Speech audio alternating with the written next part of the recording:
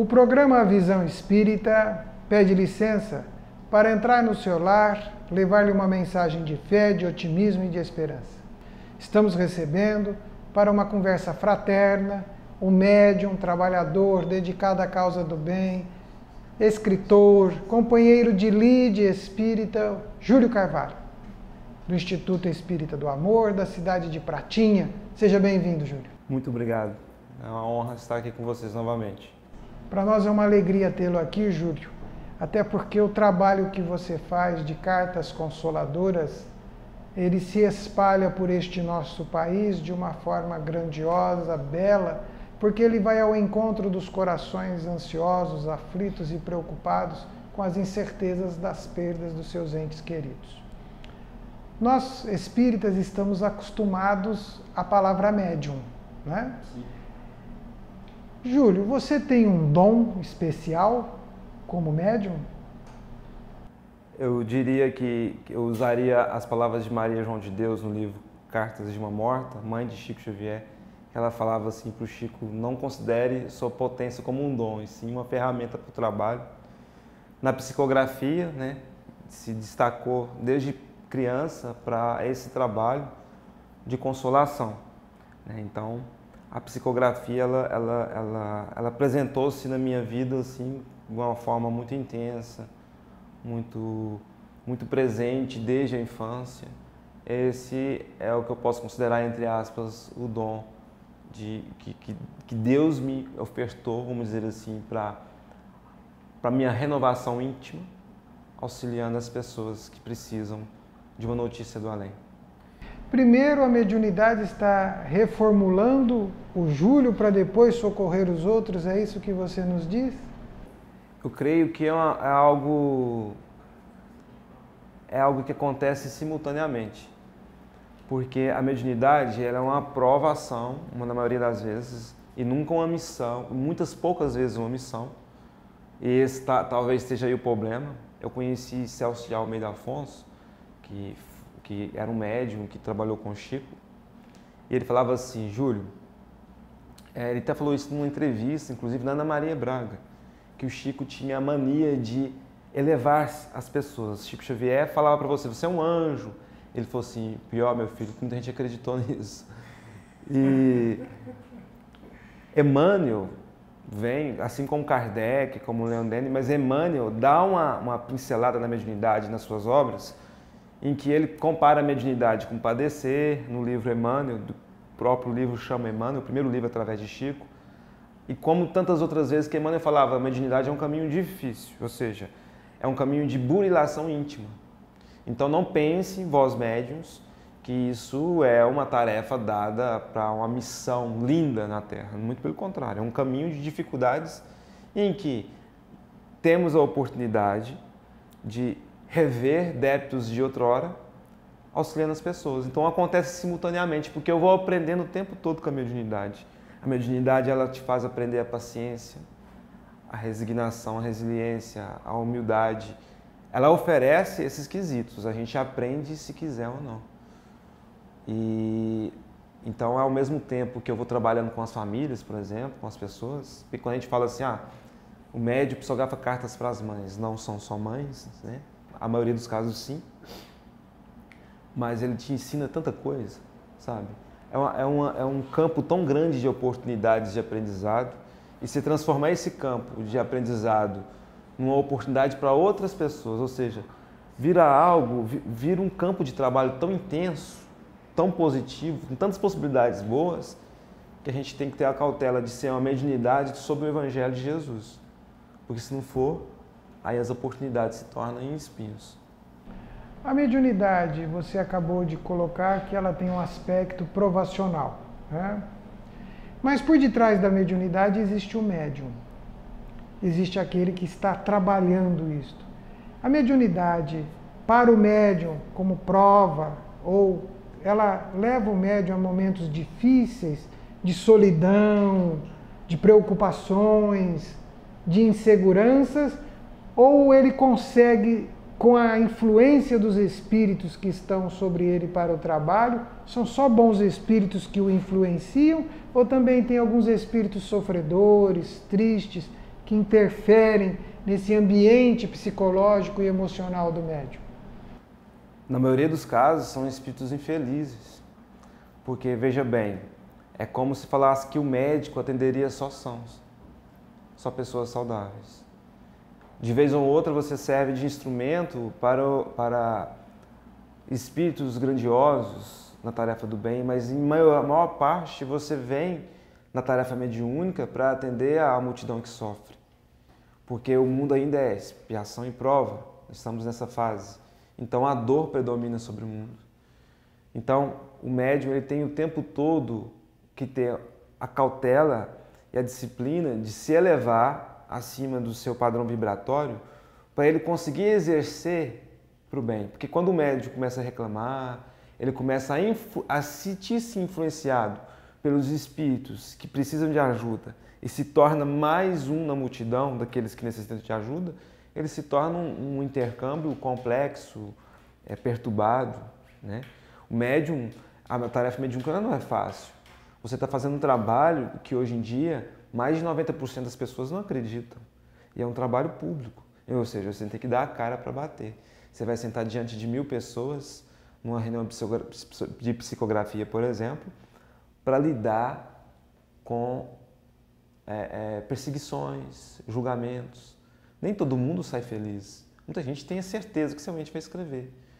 Muita gente fica desconfiado, muita gente emite energias, outras energias não tão boas quanto se parece o ambiente. O ambiente está com a presença de inúmeros amigos espirituais, esquecendo, entretanto, muitas das pessoas que ali também existem muitos enfermos espirituais. Então, ele tem que entender que a tarefa mediúnica veio para consolar a multidão que sofre. Então, é uma tarefa que ele precisa estar preparado para ela, ele precisa estar sintonizado com o bem, com o Evangelho de Jesus, porque na maioria dos casos ele vai lidar com energias pesadas. Eu escuto o tempo todo, porque, por exemplo, o médium tem uma vida por trás de ser médium. Muita gente pergunta assim para mim, assim, e como é que está a sua vida e tal? Eu vou lá no instituto te visitar amanhã, tem como você me atender 10 horas? Aí eu falo, 10 horas eu estou trabalhando. Mas você trabalha? Trabalho na roça. Mesmo? Mas como é que você consegue tempo? Não, mas eu não trabalho a mediunidade o tempo todo. Então as pessoas, elas veem o médium às vezes com um olhar assim tão de dedicação que não compara-se à realidade dele. E ele está, entretanto, o tempo todo sujeito às influenciações. Você é médium em qualquer lugar, no trabalho, em casa. Então você tem que levar uma vida disciplinar. Você tem que ter consciência que você precisa renunciar muito. E que essas renúncias são decisões muito importantes na sua vida. Então, é uma vida de decisões que não vão ser de benefícios pessoais, sempre coletivos. E isso é um ensinamento muito grande para o médium. Já pego o Emmanuel no livro Consolador, que fala que é uma das grandes oportunidades, uma das maiores oportunidades de elevação, a mediunidade. Nós tratamos da mediunidade dentro da casa espírita, né? E a mediunidade ela traz como um dos grandes propósitos dela provar que a vida continua, né? Ela oferece o meio entre conversar, que os espíritos desencarnados conversam conosco, só que eles têm mais acesso a nós do que nós a eles, né? Porque como estamos mergulhados num corpo, estamos um pouco mais limitados nos nossos recursos.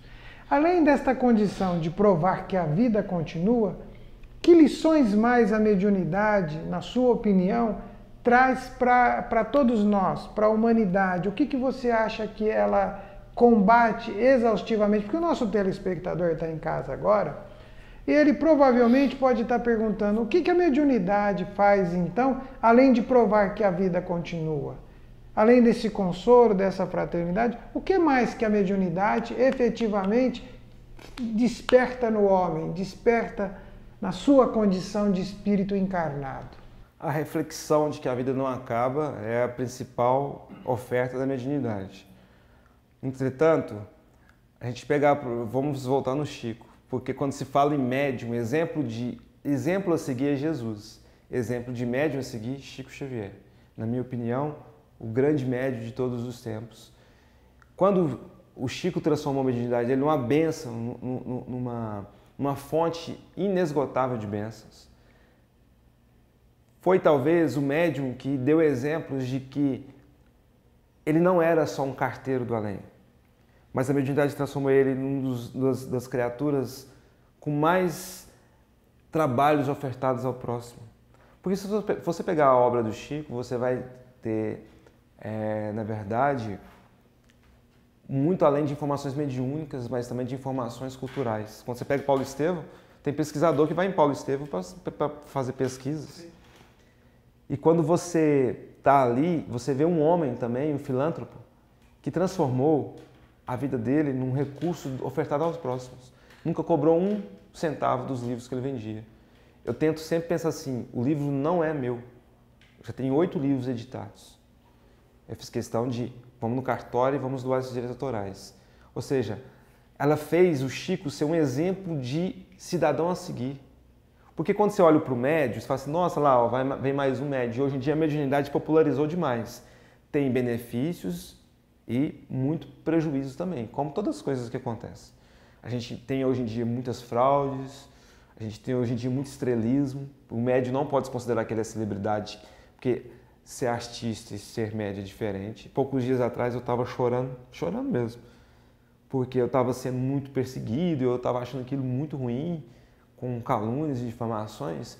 E aí o meu mentor, Frederico, apareceu para mim e falou para mim assim, você está sofrendo por isso, né? E eu falei assim, nossa, ele veio me consolar, e eu estou sofrendo. As pessoas estão falando coisas que não são verdades, as pessoas às vezes viram as costas para você, assim como acontece e tal, mas o que você esperava? Você espera aplauso? Então busca uma carreira de ator. Ou então você busca qualquer coisa na arte que impressione ao ponto que você receba aplauso. Aqui você não vai ter aplausos. E aí eu fiquei chocado com a resposta dele. Mas é exatamente isso. A mediunidade pode transformar uma criatura num exemplo a ser seguido fora da questão de mediúnica. Ou seja, aquele rapaz ou aquele homem, Chico Xavier, que viveu, né, uma época difícil, ele não era tão simplesmente uma máquina de escrever e de fazer fenômeno. E a gente tem que desfocar do fenômeno e ver também exemplos. Porque veja bem, a gente tem uma reunião hoje que tem 1000 pessoas. Você tem uma hora e pouco de psicografia. O médio é limitado. Ele não conseguia escrever dezenas e dezenas. Na verdade, ele precisava escrever centenas. Mas é o exemplo que foi dado. Mas além disso, de médium, de intermediário entre espírito desencarnado e encarnado, ele pode servir como exemplo de superação, como exemplo de filantropia, como exemplo de igualdade religiosa que a gente precisa nos dias de hoje, de uma pessoa que vem para pacificar e não para dividir. E o Chico fez isso tudo com maestria.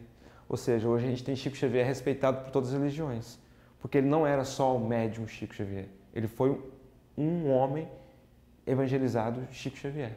Ele foi um exemplo a ser seguido pela sociedade, de alguém que se doava, de alguém que amava, de alguém que respeitava, e mesmo quando atacado, ele silenciava, que eu acho que é uma atitude mais nobre do Chico, porque ele sempre silenciou antes dos ataques. Divaldo falou o seguinte, que eu achei muito grandioso, que o Chico não reagia, o Chico agia, e isso silenciava tudo. Então, a mediunidade ela vai além de fenômeno mediúnico, ela te dá a oportunidade de se transformar em exemplo de cidadania.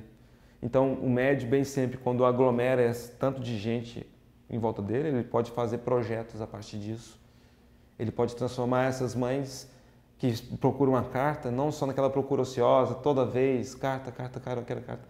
Transformar isso também e falar assim, olha, é preciso trabalhar, é preciso fazer caridade, é preciso despertar para o lado positivo. E isso é que vai mudar o mundo, porque isso é a prática do amor. Nós temos a condição de pensar, que é um atributo enquanto espírito, está claro lá nas obras espíritas, para quem está nos assistindo, é só pesquisar, né? E hoje o Google ajuda muito, se você digitar, o Google te dá até onde está, tem muitos programas, né? Mas nós, enquanto espíritos encarnados, também temos a condição de sentir. Às vezes, racionalmente, nós deduzimos e conseguimos explicar. Mas existe um outro campo que é o campo da emoção, o campo do sentimento, o campo da percepção. A mediunidade mexe profundamente com isto no médium. A A mediunidade mexe com as nossas emoções, mexe com os nossos sentimentos. Nos tornamos mais sensíveis, menos sensíveis, ou começamos a olhar o mundo de uma outra forma, fruto dessa maior percepção que transcende as fronteiras da materialidade? E isso é uma oferta. Quem vai decidir se mexe ou não é cada criatura que aproxima desse trabalho. O médium, por exemplo, ele tem, igual eu disse, uma série de oportunidades gloriosas de transformar uma pessoa melhor a partir disso e de fazer com que as pessoas ao redor também se transformem com esse trabalho. Quando a gente tem o Instituto Espírita do Amor, por exemplo, que é a instituição lá em Minas, a instituição recebe as pessoas no final de semana por mês, chega a dar 2.000 pessoas no final de semana, e a gente simplesmente fala assim, o Instituto de vocês, aproveite a energia. Então as pessoas sentam no banco, elas vão ler um livro, elas vão resgatar coisas que há muito tempo elas não têm.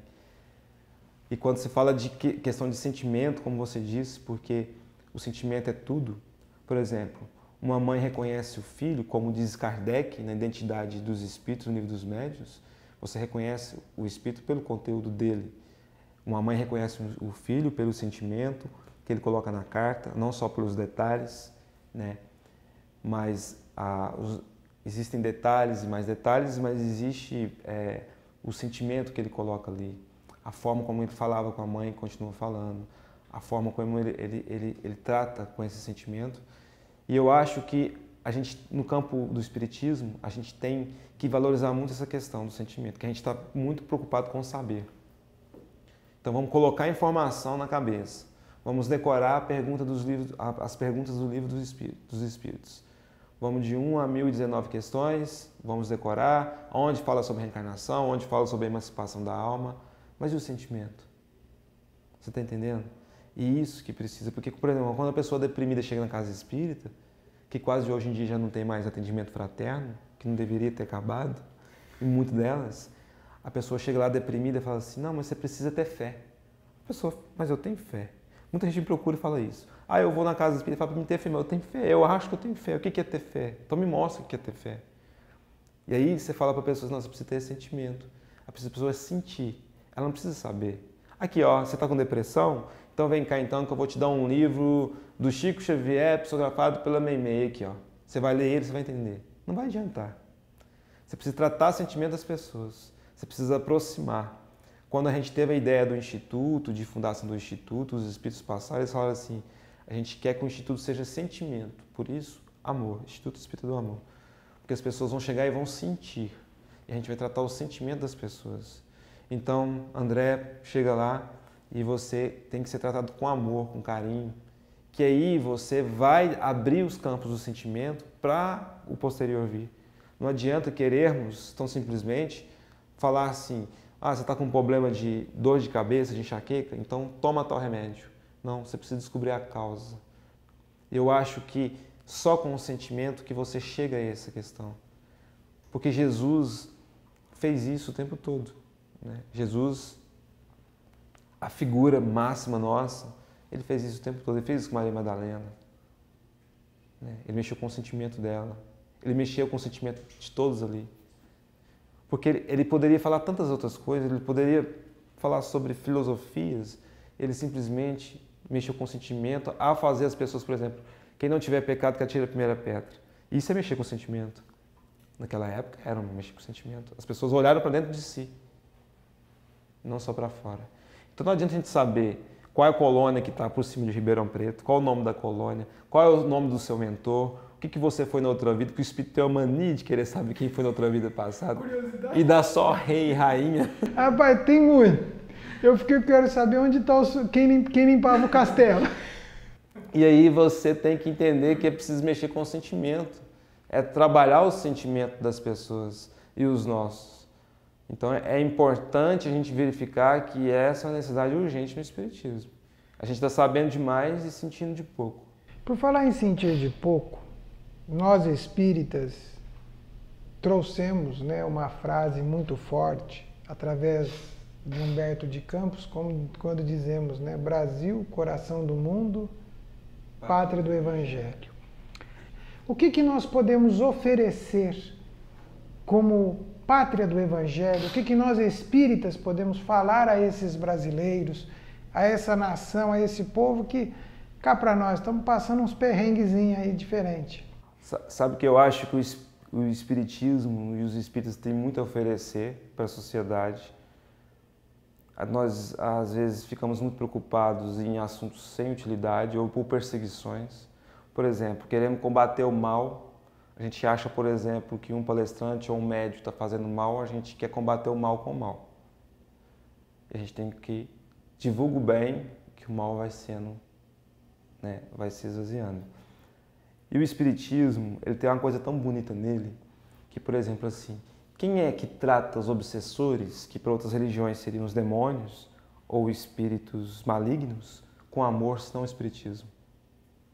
Só o Espiritismo. Já observou isso? Sim. Porque as outras religiões querem expulsar os demônios. Espanta eles da sua vida. E aí, esse bater é jogar violência. É quase que violento. E a violência gera violência. Ou seja, não vai adiantar. Então, o Espiritismo tem esse grande ensinamento para passar para a sociedade. Que em tempos difíceis nós estamos, a gente tem que olhar para as coisas boas que acontecem. Que são, vamos dizer assim, que estão sobre um véu. Porque a coisa ruim trai muito ibope. A gente tem tanta coisa boa acontecendo. Se você pega 100 anos atrás, não existia lei de proteção para os animais. Na verdade, os negros tinham saído há pouco tempo da escravidão. A gente evoluiu muito, a gente tem campanha para todos os quesitos de vícios no mundo. Antidrogas, você tem vícios, você tem campanha fraterna para todos os tipos de vícios. O mundo está muito trabalhando no bem, mas o trabalho do bem parece que ele não é tão ousado quanto o mal, então o mal grita mais e chama mais atenção. E o espírita tem esse lado lindo para mostrar, sabe? O espiritismo e os espíritas, de mostrar assim, olha, não vamos bater não, vamos abraçar, sabe? Então, eu acho que esse é o primeiro ponto. Porque vamos de novo pegar o Chico.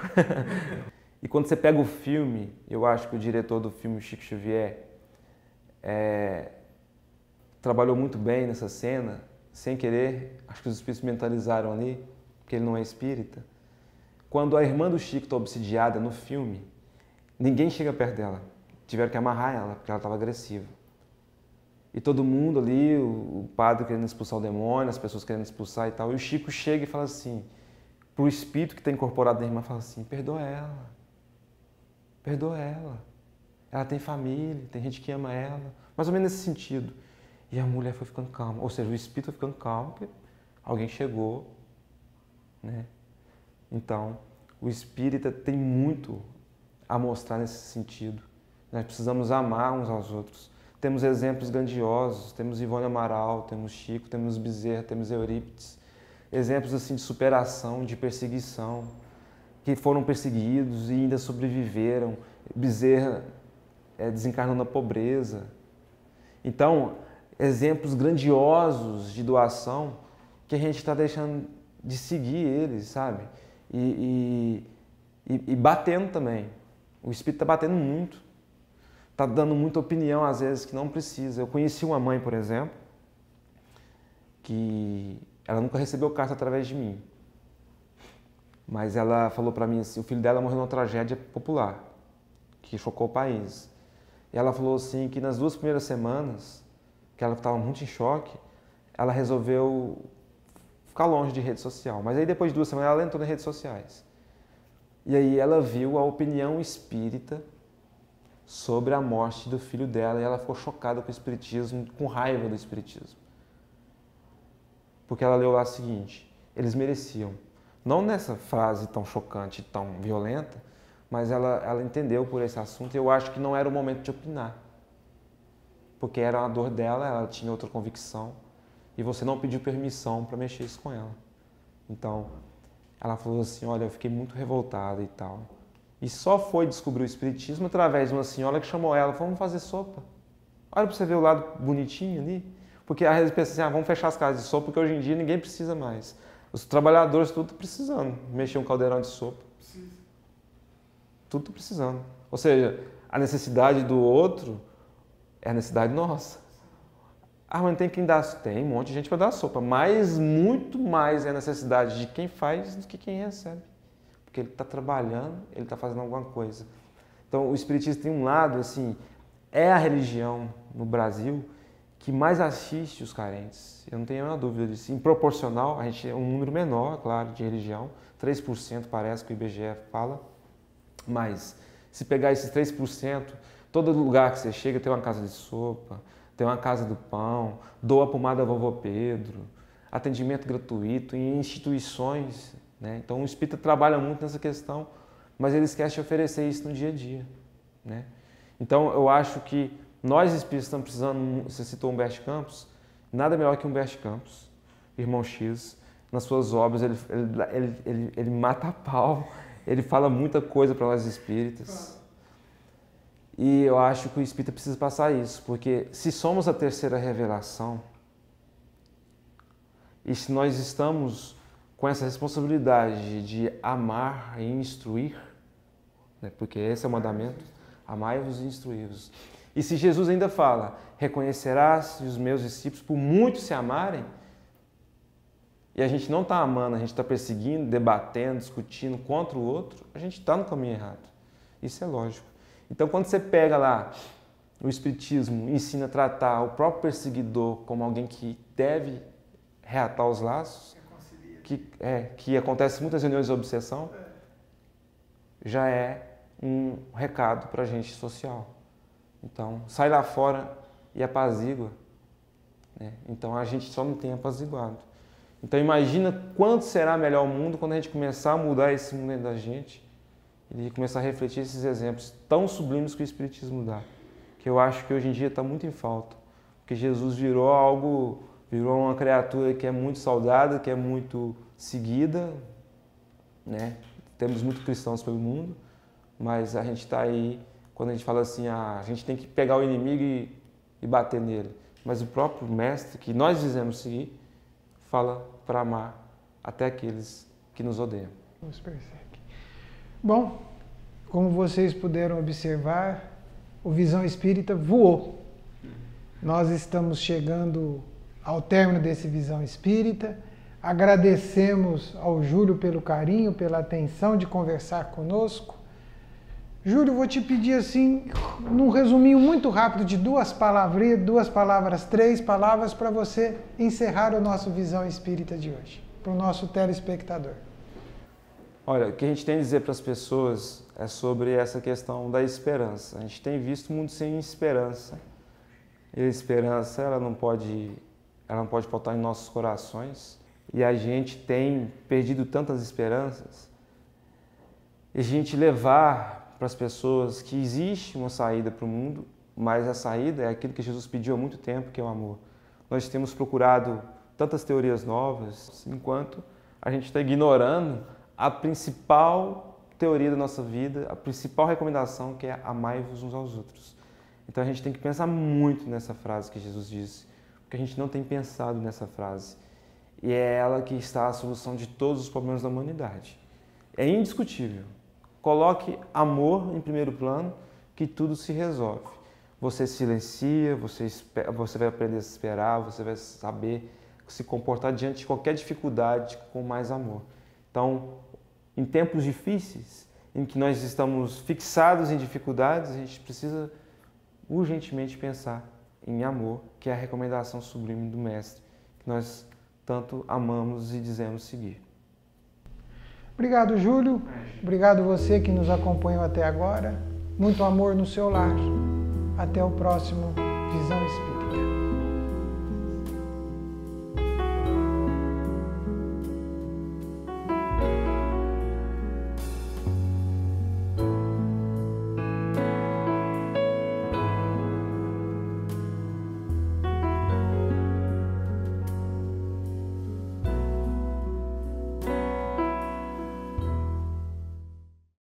Programa Visão Espírita.